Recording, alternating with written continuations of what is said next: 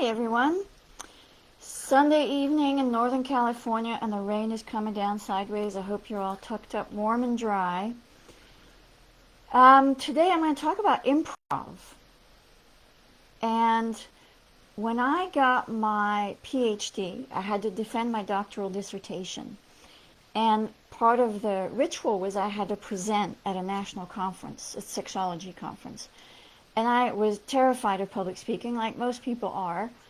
And so I thought, well, I could take classes in public speaking, or I could take improv classes and learn how to make an ass of myself and entertain everybody. And I went for the second option. Now, I have subsequently taken various public speaking classes, you may not be able to tell, and I've learned formal public speaking.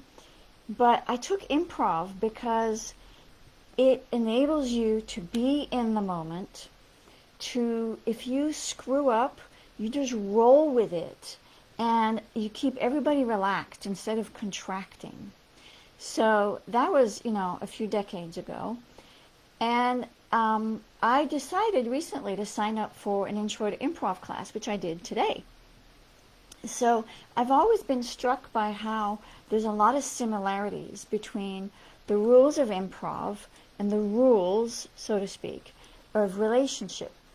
And I'm going to tell you a few of these rules. Some of them I've read in books, some of them I've read in articles, some of them I've heard, and some of them I've come up with myself. So it's a bit of a hodgepodge.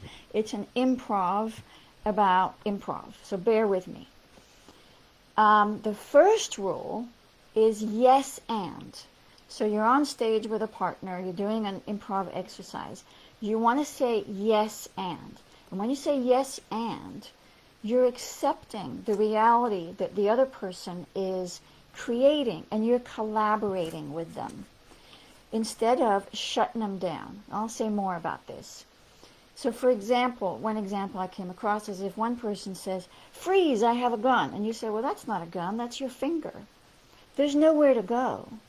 But if you say, "Oh, that's the gun I gave you for Christmas," which is kind of, incongruous, then you've got something to work with. So that's an improv example. Now, in real life, you're not always going to agree with what everybody says or what your partner says. But the rule of agreement is respect what your partner has created. Like, collaborate. Keep an open mind. And in everyday life, we often have a tendency to say no, because it's easier to say no to something new that causes uncertainty rather than really make the effort to try and understand what the other person is saying and what they're trying to present to us. So the idea of yes and is it gives you a moment to pause, listen, and create something new from what the other person is offering. Hopefully that makes sense. Oh, I forgot to introduce myself. I'm Dr. Claudia Six, clinical sexologist, relationship coach, author of Erotic Integrity, TEDx speaker, USF adjunct professor, yada yada. I'm the shit. Okay, continuing, rules of improv. Second rule is do not block, which is kind of similar to don't shut your partner down. Don't invalidate what they are expressing.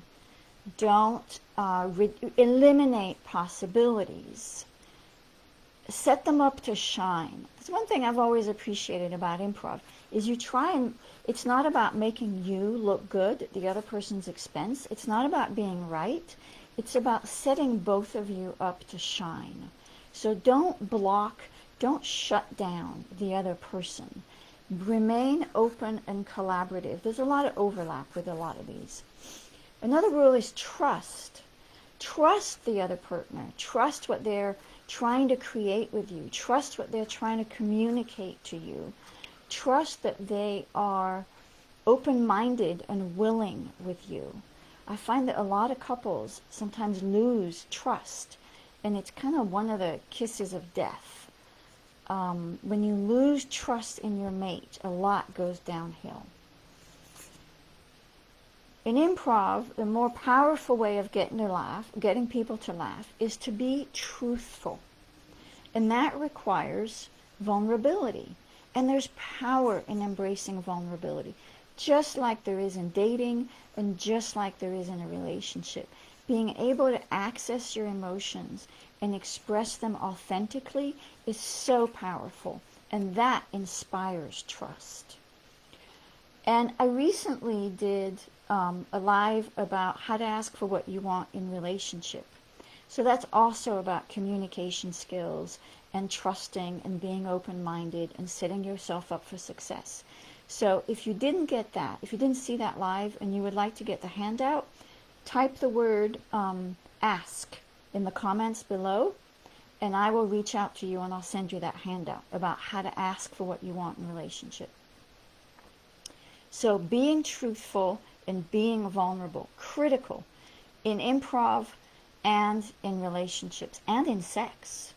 Being vulnerable in sex is what makes it rich. Looking into your partner's eyes when you have an orgasm, that's a whole another topic. But that is vulnerable, and that is truthful and present. Another rule of improv is make statements. So this is a positive way of saying don't ask questions. So for example, in improv, if you're like, well, who are you? Where are we? What's in the box? What's going to happen? It kind of puts the burden on the other person to come up with answers. It's kind of the same in a relationship. In other words, be a part of the solution. Don't be a part of the problem. Like, oh, what's going to happen? Or how come this doesn't work? How come we can't do this?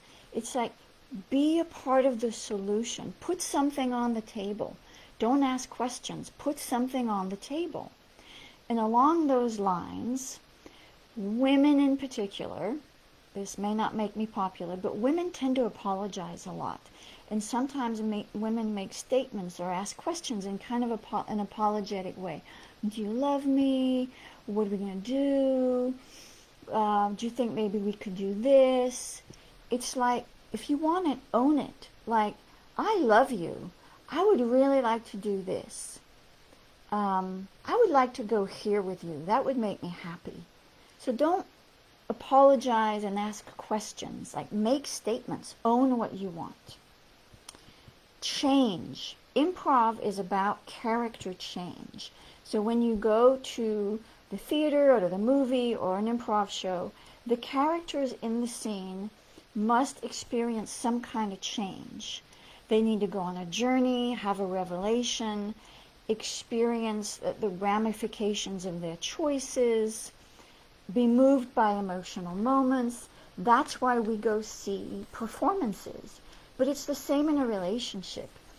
You want to have change and you want to have movement. So introduce new ideas, introduce new preferences, introduce new sexual positions.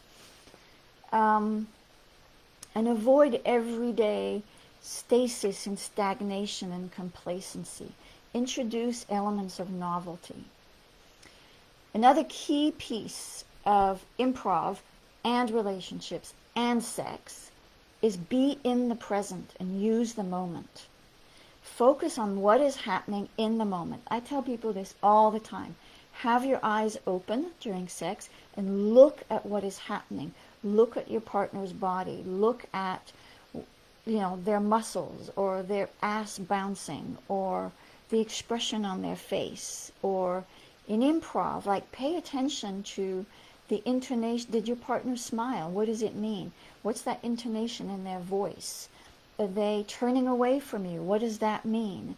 Like, what does every movement and every sound and every breath and every word mean? It's not just about the words. It's about what is happening in the space between you and the other person. And there are no mistakes in improv and in life, hopefully. There are only opportunities, and I find that so wonderful to remember. A problem is not an obstacle. It's an opportunity for creativity. So, for example, if you had a plan to go somewhere on vacation, but there's forest fires, then it's an opportunity to go somewhere else. It's an opportunity to create something else. If you were supposed to go on your honeymoon, but it turns out your partner is going to need medical care and access to medical care, well, scale it back, modify your honeymoon. It's an opportunity to create something different. And it's the same in sex. You know, most couples default to like one or two basic choreographies.